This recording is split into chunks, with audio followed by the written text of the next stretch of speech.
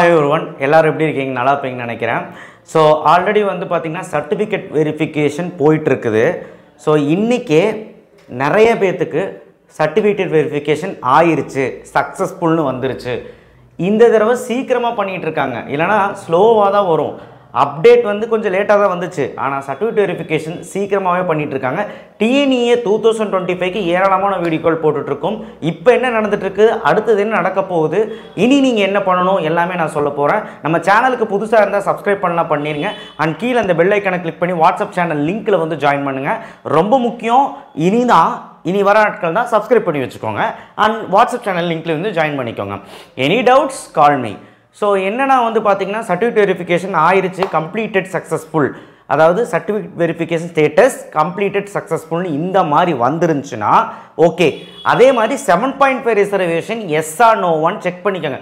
6th standard to 12th standard government ஸ்கூலில் படித்தவங்களுக்கு மட்டும்தான் 7.5 reservation eligible. அதில் வந்து எஸ்ஆர் நோ ஒன் செக் பண்ணிக்கோங்க. நோன்னு வந்துச்சுன்னா நீங்கள் உடனே டிஎஃப்சிக்கு போய் கேட்கலாம், இல்லை டிஎஃப்சிக்கு கால் பண்ணியும் கேட்கலாம். சரிங்களா? நீங்கள் சும்மா போட்டு பேனிக்காக வேண்டாம். ஒருவேளை சர்டிஃபிகேட் வெரிஃபிகேஷன் ஆகலை, எனக்கு ஸ்டேட்டஸ் எதுவுமே காட்டலன்னா வெயிட் பண்ணுங்கள். இல்லைனா சர்டிஃபிகேட் வெரிஃபிகேஷன் இன் ப்ரோக்ரஸ்னாலும் வெயிட் பண்ணுங்கள். இன் ப்ரோக்ரஸ்ன்னு காட்டினாலும் ஒன்றும் பிரச்சனை இல்லைன்னு அர்த்தம். ஒருவேளை சர்டிஃபிகேட் வெரிஃபிகேஷன் சொல்லிவிட்டு அங்கே இன்கம்ப்ளீட் அப்படின்னு போட்டிருந்தாங்கன்னா, சக்ஸஸ்ஃபுல் ஆகாமல் இன்கம்ப்ளீட்னு போட்டுட்டு ரிமார்க்ஸ் எதாவது போட்டிருந்தாங்கன்னா நீங்கள் டிஎஃப்சிக்கு போய் கேட்குற மாதிரி இருக்கும். இல்லைனா அவங்களே கால் பண்ணுவாங்க, அன்ஃப்ரீஸ் பண்ணி விடுவாங்க, உங்கள் தப்புகளை சேஞ்ச் பண்ணிக்கலாம். இல்லை அப்படின்னா நீங்கள் டிஎஃப்சிக்கு போய் சேஞ்ச் பண்ணிக்கலாம். ஸோ இதெல்லாம் வந்து நடந்துட்டு இருக்குது. இந்த சூழலில் மாணவர்களுக்கு நிறைய குழப்பம் இருக்குது. ஸோ உங்களுடைய டிஎன்இஏ online.org வெப்சைட்குள்ளே போயிட்டு லாகின் அப்படின்னு இருக்கும். அந்த லாகினை கிளிக் பண்ணி ஐடி பாஸ்வேர்டு அடிச்சிங்கன்னா தான் இதெல்லாம் தெரியும். உங்கள் இமெயிலுக்கோ உங்கள் மொபைல் எஸ்எம்எஸ்க்கோ வராது. நிறைய பேர் அது பண்ணாமல் இருக்கீங்க. உங்களோட ஸ்டேட்டஸை இப்போவே செக் பண்ணுங்கள், கம்ப்ளீட் ஆயிடுச்சா இல்லையான்னு. நிறைய பேருக்கு வெரிஃபை வந்துருச்சு. சரி, எனிவே ஒரு பிரச்சனை முடிஞ்சிச்சு. அப்படி வெரிஃபை வந்துச்சு, வெரிஃபிகேஷன் சக்ஸஸ்ஃபுல் அப்படின்னு வந்துச்சுன்னா உங்களுக்கு பிரச்சனையே கிடையாது. இனி நீங்கள் சும்மா வீட்டிலே இருக்க வேண்டியதாக, நீங்கள் எங்கேயும் போக வேண்டாம். இந்த டைமில் நீங்கள் சாய்ஸ் ஃபில்லிங் லிஸ்ட்டை ரெடி பண்ணுறதும், காலேஜை போய் பார்க்குறதும், எந்த காலேஜ் நல்லா இருக்குது, எந்த காலேஜில் இன்ஃப்ராஸ்ட்ரக்சர் நல்லா இருக்குது, எந்த காலேஜில் என்ன நல்லா இருக்குது அப்படின்னு சொல்லி போய் பார்க்குறது தான் உங்கள் வேலை இப்போ.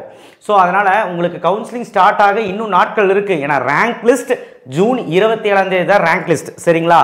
ஸோ அது முடி நீங்கள் வெயிட் பண்ணுங்கள். இப்போதைக்கு அவங்க தந்திருக்க டேட் ஜூன் 27. நான் எனக்கு தெரிஞ்சு இந்த வருஷம் சீக்கிரமாகவே எல்லாமே வந்துடும் நினைக்கிறேன்.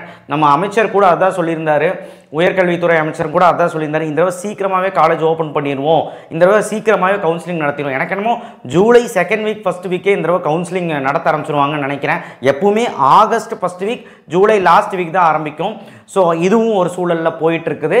ஸோ இது வந்து அடுத்தடுத்த அப்டேட். இந்த ரேங்க் லிஸ்ட் ஜூன் 27 இது வந்ததுக்கப்புறம் ரவுண்டு ஷெடியூல் வந்துடும். சொல்ல முடியாது, ரேங்க் லிஸ்ட் அன்றைக்கே ரவுண்டு ஷெடியூலு, நீங்கள் எந்த ரவுண்டு எந்த நாளைக்கு சாய்ஸ் ஃபில்லிங் பண்ணணும், என்னெல்லாம் நீங்கள் பண்ணணும், அந்த 13 நாள் கவுன்சிலிங்கில் என்னெல்லாம் பண்ணணுங்கிற டேட் அறிவிச்சிருவாங்களா என்னமோ தெரியல. பார்ப்போம், பொறுத்து இருந்து பார்ப்போம். சரிங்களா? எப்போவுமே ரேங்க் லிஸ்ட் ரிலீஸ் ஆகும்போது அதுவும் ரிலீஸ் ஆகிடும் கூடயே, அது அப்படி தான். சரி, எனிவே ரேங்க் லிஸ்ட்டில் பலவித ரேங்க் லிஸ்ட் ரிலீஸ் ஆகும். என்னெல்லாம் ரேங்க் லிஸ்ட் ரிலீஸ் ஆகணும், sports quota, ex servicemen, differently abled, இவங்களுக்கு தனியாக ரிலீஸ் ஆகும். 7.5 ரிசர்வேஷன் இருப்பாங்க பாருங்க, special reservation, ex servicemen, sportsmen, differently abled, அவங்களுக்கு 7.5 தனியாக ரேங்க் ரிலீஸ் ஆகும். அதுக்கப்புறம் ஜென்ரலில் ரேங்க் லிஸ்ட் ரிலீஸ் ஆகும், ஜென்ரலாக எல்லாத்துக்கும். அதுக்கப்புறம் வந்து 7.5 ரிசர்வேஷன் ஜென்ரலில் ரேங்க் லிஸ்ட் ரிலீஸ் ஆகும். ஒகேஷனல் ரேங்க் ரிலீஸ் ஆகும். ஒகேஷனலில் 7.5 ரிசர்வேஷன் ரேங்க் ரிலீஸ் ஆகும். இவ்வளோ ரேங்க் லிஸ்ட் ரிலீஸ் ஆகும். ஸோ நீங்கள் எந்த இடத்துல இருக்கீங்கன்னு பார்த்துக்கலாம். கம்யூனிட்டி ரேங்க்கும் வரும், ஜென்ரல் ரேங்க் வரும். இதெல்லாம் நான் முதல்ல சொல்லிட்டேன். இப்போது என்ன அப்படின்னா, நிறைய பேத்துக்கு ஒரு கன்ஃபியூஷன் என்ன அப்படின்னா, சார் அடுத்தடுத்து நாங்கள் என்ன பண்ணுறதுன்னு எனக்கு தெரியல, நாங்கள் குழம்பி போயிருக்கோம் அப்படிங்கிறவங்களுக்கு தான் இந்த வீடியோவே. என்னென்னா சர்டிஃபிகேட் வெரிஃபிகேஷன் ஆயிடுச்சுன்னா உங்கள் வீட்டிலே இருங்க. இந்த 10 நாள் 20ஆம் தேதி முடி வெரிஃபிகேஷன் அடுத்தவங்களுக்காகணும் இல்லை. 2.5 லட்சம் பேர் போட்டிருக்கான், எல்லாமே வந்து இது அப்ளிகேஷன் போட்டிருக்கேன், எல்லாத்துக்கும் செக் பண்ணணும்ல. எல்லாத்துக்குமே வந்துச்சுன்னா பிரச்சனை கிடையாது. ஆனால் 20ஆம் தேதி முடி டைம் இருக்குது. சரிங்களா? 20ஆம் தேதி முடி நீங்கள் சும்மாவே உட்காந்து ஆன்லைனில், அதுவும் உங்கள் லாகின்ல டிஎன்இஏ online.org லாகின்ல போய் ஐடி பாஸ்வேர்டு அடித்து அப்டேட் பார்த்துட்டே இருக்க வேண்டியதான். இனி பார்க்குறக்கு ஒன்றும் இல்லை. ஸோ இனி உங்கள் வேலை என்ன அப்படின்னா சாய்ஸ் லிஸ்ட்டை ரெடி பண்ணுறது. எப்படி சாய்ஸ் லிஸ்ட் ரெடி பண்ணணும்னு ஒரு நாள் சொல்லி கொடுத்தேன். திரும்பவும் வந்து ஒரு வீடியோவில் நான் வந்து தெளிவாக உங்களுக்கு சொல்லிக் கொடுக்கலான்ட்டு இருக்கேன். சாய்ஸ் லிஸ்ட்டை ஒரு எப்படி சாய்ஸ் லிஸ்ட் வந்து நீங்கள் ரெடி பண்ணலாம், எப்படிப்பட்ட காலேஜ் பார்க்கலாம், எப்படிப்பட்ட கட் ஆஃப்க்கு, இந்த சூழலில் 77.5லேருந்து 200 கட் ஆஃப் வரைக்கும் எப்படி வந்து நம்ம சாய்ஸ் லிஸ்ட் ப்ரிப்பேர் பண்ணலாம் அப்படின்னு கட் ஆஃப் வைஸ் நான் சொல்ல போகிறேன். சரிங்களா? அப்போது எந்தெந்த காலேஜ் வைக்கலாங்கிறது என்னோட இது டெசிஷன் கிடையாது. நான் என்ன நல்ல காலேஜ்னு சொல்ல போகிறேன், நீங்கள் விருப்பப்பட்ட காலேஜை நீங்கள் வைக்க போகிறீங்க, அவ்வளோதான். ஸோ அதனால் அடுத்து நீங்கள் என்ன பண்ணணும், ஒன்றுமே பண்ண வேண்டாம். வீட்டில் உட்காந்து நிம்மதி பெருமூச்சு விட்டு ஒழுக்கமாக என்ன நடக்குதுன்னு அப்டேட் பார்த்துட்டே இருங்க, வீடியோவை பார்த்துட்டு இருங்க, சப்ஸ்கிரைப் பண்ணி வச்சுக்கோங்க. அண்ட் ரேங்க் லிஸ்ட் வர அன்றைக்கி என்னெல்லாம் நீங்கள் செக் பண்ணணும்னா, உங்களுடைய ஜென்ரல் ரேங்க் வரும், கம்யூனிட்டி ரேங்க் வரும், உங்கள் கட் ஆஃப் மார்க்கு கரெக்டாக கால்குலேட் பண்ணிக்கலாம் இல்லையான்னு கம்ப்யூட்டரைஸ்டு பண்ணி கட் ஆஃப் மார்க்கும் அதில் வந்திருக்கும். அந்த ரேங்க் லிஸ்ட்லேயே கட் ஆஃப் மார்க் கரெக்டாக காட்டும். 0.75 0.50ன்னு காட்டும். கரெக்டாக துல்லியமாக உங்களுடைய கட் ஆஃப் அன்னைக்கு காட்டும், பாருங்கள். ஏன்னா ஒரு சிலர் கட் ஆஃப் கால்குலேட் பண்ண தெரியாமல் கூட இருக்கலாம். தெரிஞ்சிருந்தாலுமே சம் கேல்குலேஷன், மேனுவல் கேல்குலேஷன் வேறு மாதிரி இருக்குது, கம்ப்யூட்டரைஸ் வேறு மாதிரி இருக்குது. ஸோ இது வந்து அவங்களுக்கு காட்டும். சரிங்களா?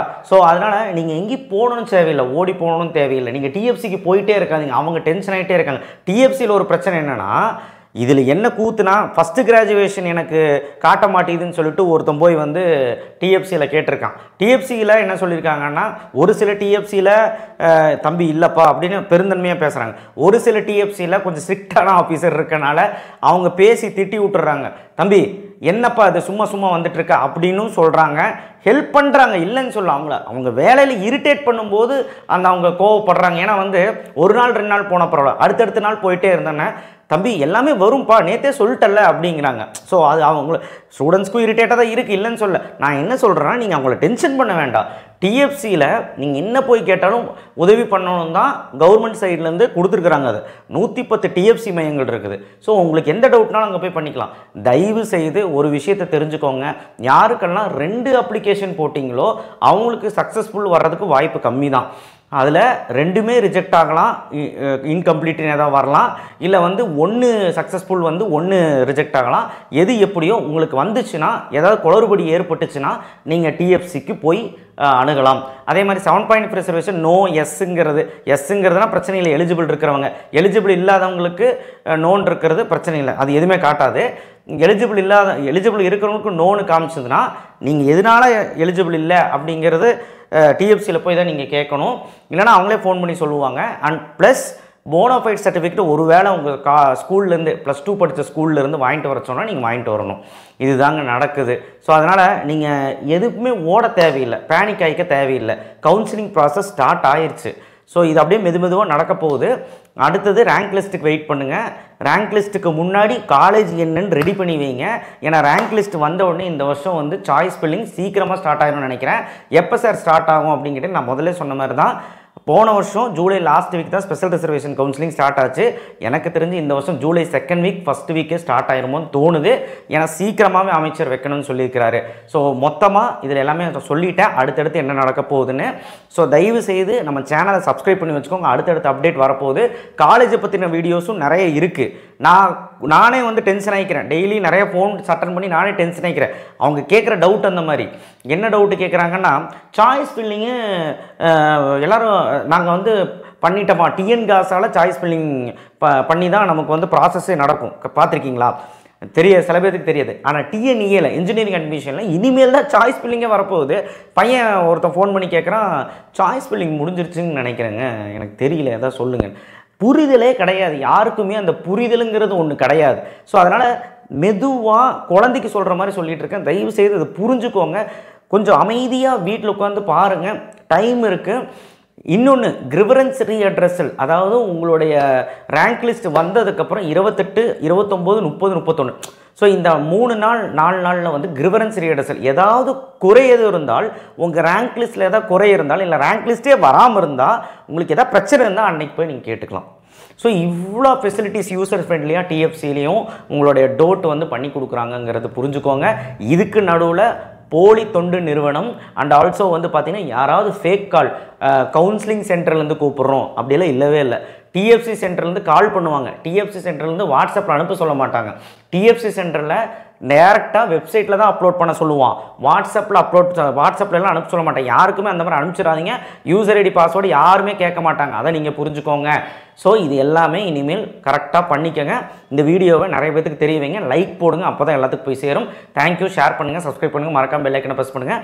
நான் அடுத்தது என்ன நடக்க போகுதுன்னு சொல்லியிருக்கேன். ஸோ அதனால் பொறுமையாக இருங்க. ஒன்றுமே நீங்கள் போட்டு குழப்பிக்கணும்னு அவசியம் இல்லை. இப்போ காலேஜை பற்றி மட்டும் யோசிங்க. தேங்க்யூ.